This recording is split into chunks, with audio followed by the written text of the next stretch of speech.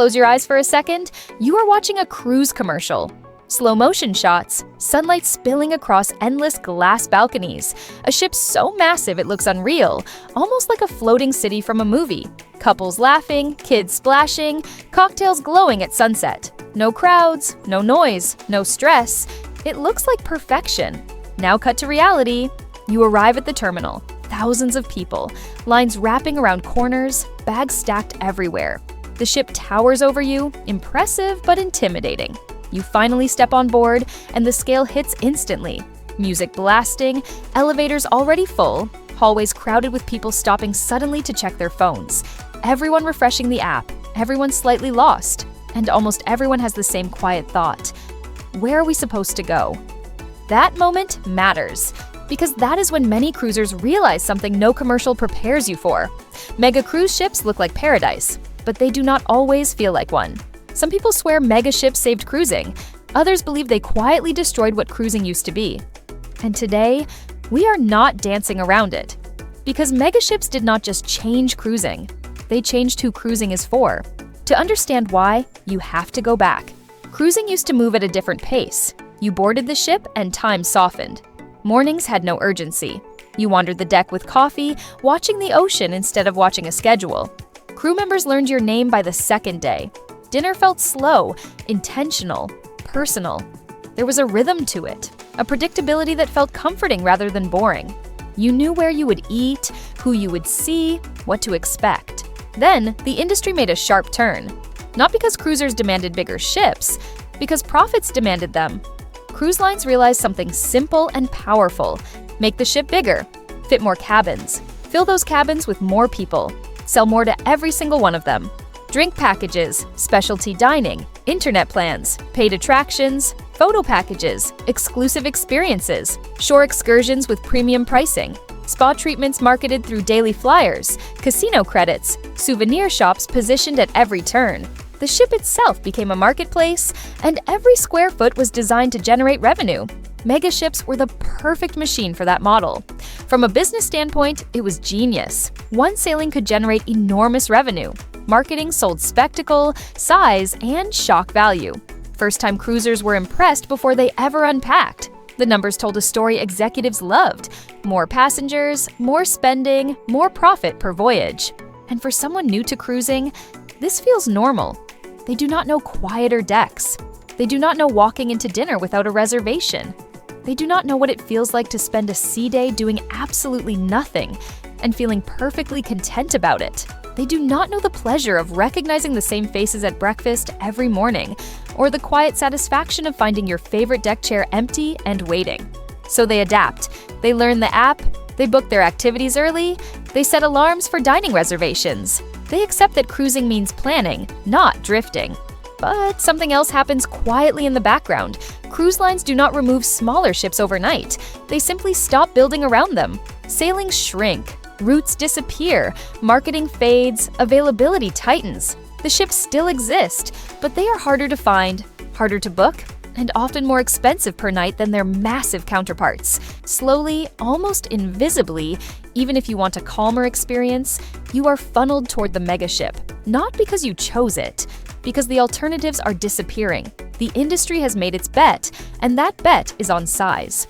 Now, let's be fair, megaships are not a mistake. They are a triumph of entertainment design. If constant stimulation excites you, mega ships are unmatched. From the moment you wake up, the ship is alive. Trivia games, fitness classes, announcements echoing through public spaces. Kids sprinting toward clubs, adults debating breakfast plans, show reservations, and dinner times. By midday, the ship feels like a floating city. Water slides twisting overhead, surf simulators drawing crowds, arcades buzzing nonstop, pools packed with noise, movement, and energy. Rock climbing walls, zip lines, mini golf courses, basketball courts, ice skating rinks on some ships. The variety is genuinely impressive. At night, the ship explodes. Music pours from every direction. Bars overflow. Multiple shows compete for your attention. Broadway productions, comedy clubs, live bands, DJs spinning until late. There is always something happening and always something you are missing. FOMO becomes part of the experience. If boredom scares you, mega ships eliminate it completely. They are incredible for families. Kids are entertained all day. Teenagers vanish into their own spaces. Parents finally relax without feeling guilty. Multi-generational groups find activities for everyone. Grandparents can rest while grandkids burn energy in supervised programs. They are perfect for large groups where nobody agrees on what fun looks like. Friend groups, reunions, celebrations, everyone finds their own version of a good time without splitting up entirely. And for people who want the ship itself to be the vacation, people who rarely disembark at ports, who spend sea days exploring every deck and trying every feature, mega ships are not just good, they are unbeatable. You could sail the same ship 3 times and still discover something new. But this is where the story turns, because the same ship that offers everything quietly takes something away. Space, not just physical space, mental space, the ability to slow down, the freedom to not plan every moment, the luxury of spontaneity. Pools fill early. Hot tubs turn into crowded circles of strangers making awkward conversation. Deck chairs are claimed before breakfast and never truly released. Towels draped as territorial markers while owners disappear for hours. Elevators test your patience every single day. You wait. You watch full cars pass. You consider the stairs, but remember you are on deck 4 heading to deck 16. Shows require reservations that disappear fast. Popular restaurants book out within hours of opening. Dinner feels like a puzzle instead of a pleasure, a logistical challenge rather than a relaxing ritual. You are not drifting through your vacation. You are managing it. Checking schedules, refreshing apps, setting reminders, adjusting plans when something fills up or sells out. Your phone, which you hope to ignore, becomes essential. You check it constantly, worried you will miss an opportunity or lose your spot in line for something you have been anticipating. The vacation starts to feel planned instead of peaceful. You return home exhausted in a different way. Not the good exhaustion of adventure, but the draining exhaustion of constant coordination. And then there is service. The crew works incredibly hard. That never changes. They smile through 12-hour shifts. They navigate language barriers with grace. They handle difficult passengers with patience.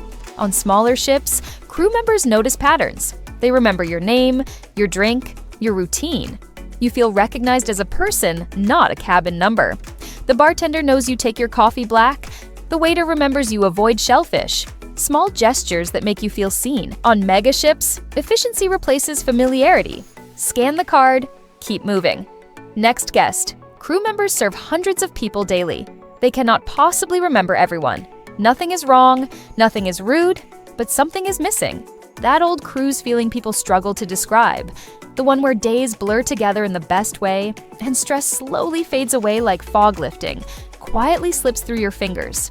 You find yourself working harder to relax, which defeats the entire purpose. Then there is the port issue almost nobody talks about. Mega ships cannot go everywhere. They need massive docks, deep water, heavy infrastructure. Cities must invest millions to accommodate them. Many ports simply cannot handle the size or the sudden arrival of 5,000 tourists at once. So, itineraries adapt. Port days get shorter because moving thousands of people takes time. Embarkation and disembarkation become logistical marathons. Smaller destinations disappear entirely, replaced by ports equipped for volume. Private islands become the centerpiece, controlled environments where the cruise line owns everything you see, and every dollar you spend stays within their ecosystem. Cruising slowly shifts from exploration to controlled environments. Everything is clean. Everything is organized. Everything is predictable. Shore excursions become standardized, designed for mass participation rather than authentic experience. And for many people, that is perfect. They want comfort, they want safety, they want to know exactly what they are getting. No surprises, no risks, no uncomfortable moments navigating unfamiliar places. But if you cruise to wander real cities, taste local food, hear different languages, and feel somewhere new, if you cruise for the thrill of genuine discovery, mega ships quietly narrow your world. You are not seeing more of the planet. You are seeing the places built to handle crowds, the tourist bubbles that feel the same regardless of location. The authentic experiences happen when you stray from the organized excursions. But with limited time and thousands of people flooding the same streets, those moments become harder to find. So who are mega ships really built for? Not experienced cruisers who remember when cruising felt different. They are built for first-timers, families, people who want stimulation over stillness, People who measure vacation success by how much they did, not how much they relaxed. People who want their money's worth calculated in activities, not peace. And if you have cruised for years and feel like something changed, you are not imagining it. Cruising did not get worse. It just stopped being built around you. The industry evolved, and that evolution left some people behind, searching for something that feels increasingly rare. So are megaships actually bad for cruising? No, they are bad for expectations. They are incredible if you want energy, choice, and spectacle. They are exhausting if you want calm, space, and simplicity. They are perfect if you thrive in bustling environments. They are overwhelming if you crave quiet moments and genuine connection. The real issue is not the ship, it is the promise. Cruise lines sell mega ships as something for everyone. They are not. They cater to a specific type of traveler, a specific definition of vacation, a specific vision of what a good time looks like. And that is fine, as long as people understand what they are actually buying. The glossy commercials will never show the elevator waits. They will never show the stress of managing reservations. They will never show the crowded pools or the impersonal service, or the ports designed more for profit than culture. They show perfection, and perfection does not exist, especially not at scale. Now I want to hear from you. Did megaships improve cruising, or did they change it for the worse? If you love them, say why. What makes them worth it? What experiences have you had that justify the crowds and the planning? If you hate them, say it plainly. What did they take away that you miss? What would bring you back to cruising, if anything? And if you have sailed both styles, be honest. Which one are you booking next? Which one calls to you when you need to escape? Which one feels like home on the water? Drop your take below. I will see you in the next one.